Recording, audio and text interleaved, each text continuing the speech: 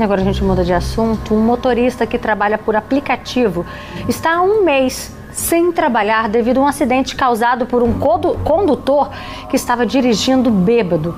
O veículo do trabalhador ficou destruído, gente, olha só. As preocupações dentro de casa aumentaram de um mês para cá. Rapaz, dificuldade está grande. Não tá sendo fácil não, porque como pago aluguel também, né?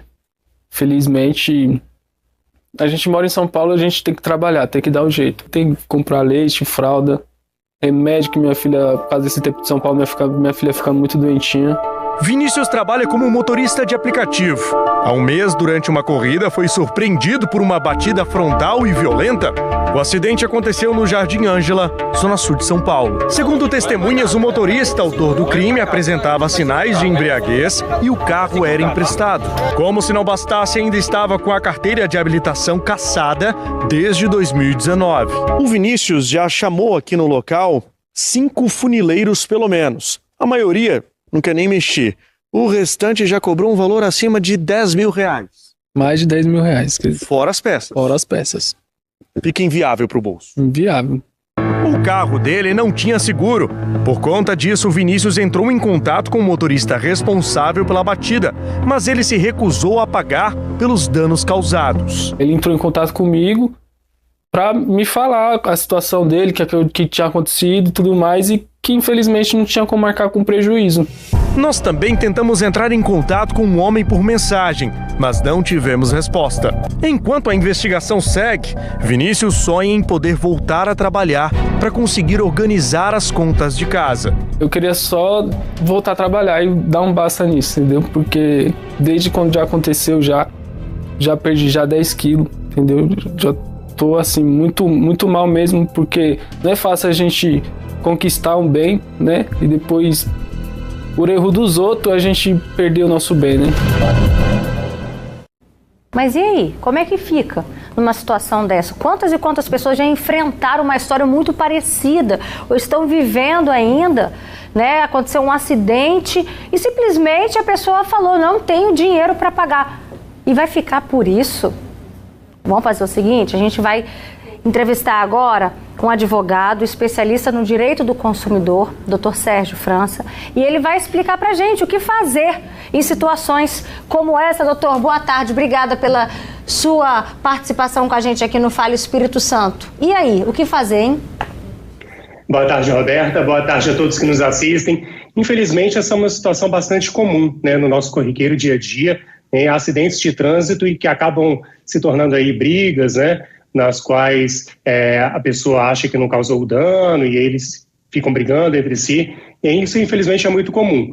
Mas, no caso, nós temos aí o Poder Judiciário, aqui no Espírito Santo, por exemplo, nós temos a Justiça especializada em acidentes de trânsito, justamente para poder tramitar esse tipo de processo, esse tipo de situação.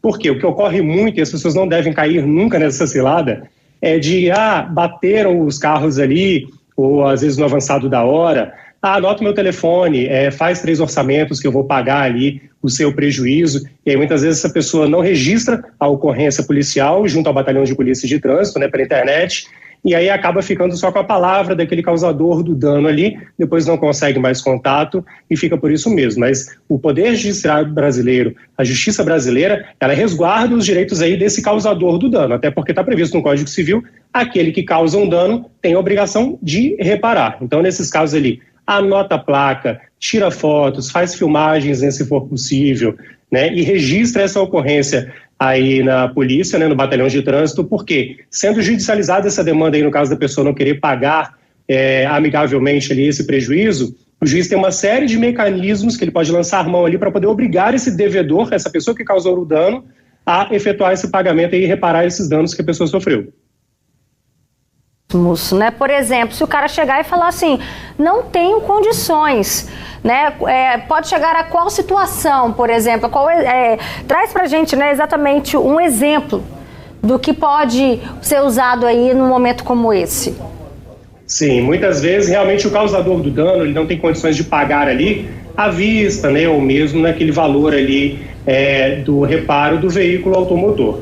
Nesses casos, então, em que não há possibilidade de se chegar a uma solução amigável, né, desse caso, dessa situação aí, cabe àquele que sofreu o dano anotar a placa, né, por isso sempre tem que anotar a placa, tirar fotos ali dos dois veículos avariados, né, onde foi que bateu, né, fotos da via, para poder registrar online esse boletim de ocorrência. Porque uma vez que for judicializada essa questão, o juiz ali, ele pode celebrar um acordo entre as partes ali no próprio Poder Judiciário, que se torna um título executivo judicial.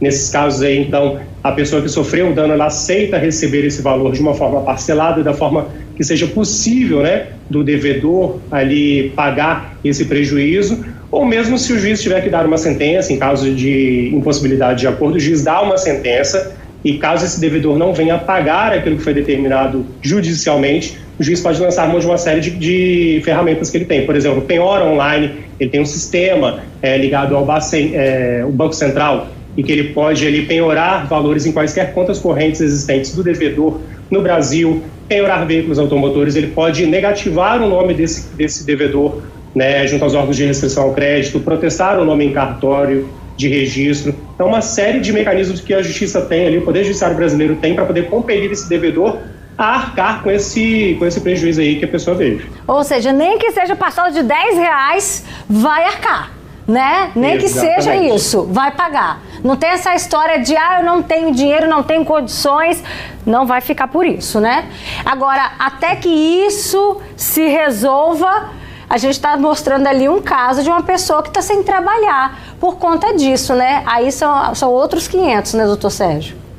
Exato. Todos os danos decorrentes desse acidente de trânsito, e aí nós temos aí muitas vezes envolvendo pessoas que demandam, né, que necessitam desse veículo para exercer o seu trabalho, ou mesmo motoristas, né, de aplicativos, né, eles precisam, né, desse veículo para poder trabalhar. Uma vez que foi causado o dano ali, ele sofreu esse dano por conta de terceiros, esse terceiro é obrigado a reparar todo e qualquer dano que essa pessoa tenha sofrido. Danos materiais, danos morais, né?